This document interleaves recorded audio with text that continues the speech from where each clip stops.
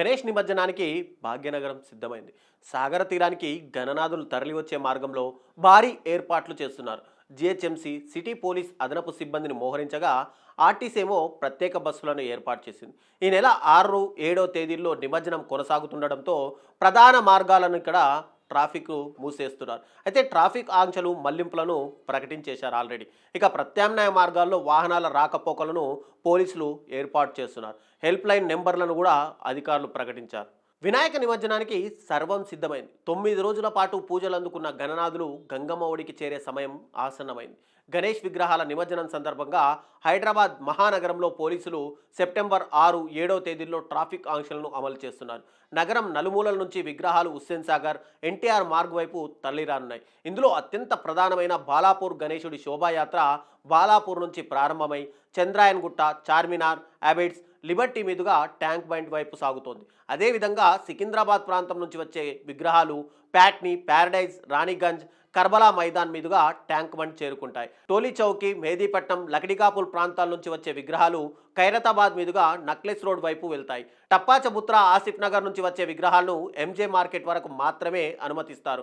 ఈ ప్రధాన మార్గాలన్నింటిలోనూ సాధారణ వాహన రాకపోకలను పూర్తిగా నిలిపివేస్తున్నట్టు అధికారులు వెల్లడించారు. ఇక నగరంలోని వివిధ జోన్లలో ట్రాఫిక్ను భారీగా మళ్లించనున్నారు.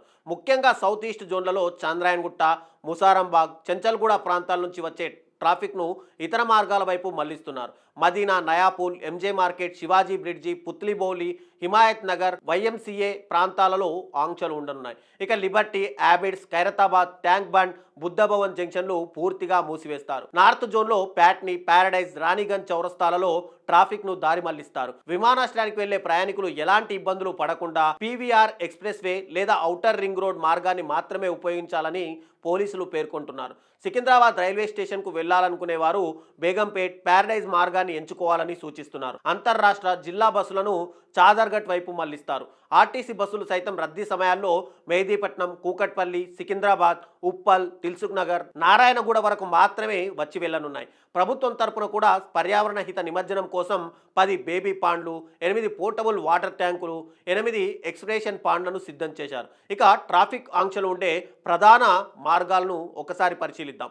Chandrayaan Gutta, Charminar, Abids, Liberty, Tank Bund, Patny, Paradise, Ranigunj, Karbala Maidan, Toli Chowki, Mehdipatnam, Lakdikapul, Khairatabad, Necklace Road, Tappachabutra, Asif Nagar, MJ market, Keshavagiri, Musarambagh, Chanchalguda, Aliabad, Madina, Nayapul, Shivaji bridge, Putlibowli, Himayat Nagar, YMCA, Buddhabhavan junction, Ranigunj చౌరస్తా.